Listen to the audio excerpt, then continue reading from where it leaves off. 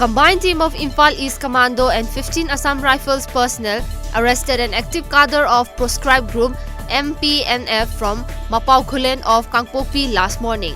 The arrestee has been identified as Muinao Angam, aged 40 years, of Kangpokpi.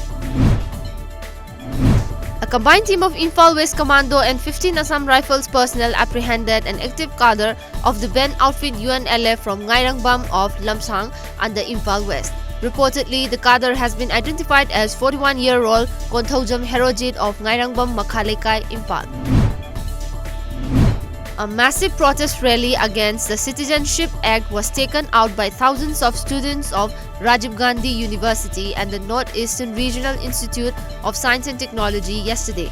As per media reports, the rally began from RGU campus in Rono Hills of Raj Bhavan and it was jointly organized by various students' union.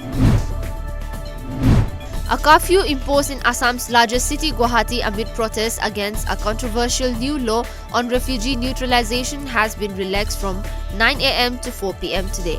Northeast has witnessed angry demonstrations against the Citizenship Amendment Act over the past few days, with 3 officially dead so far.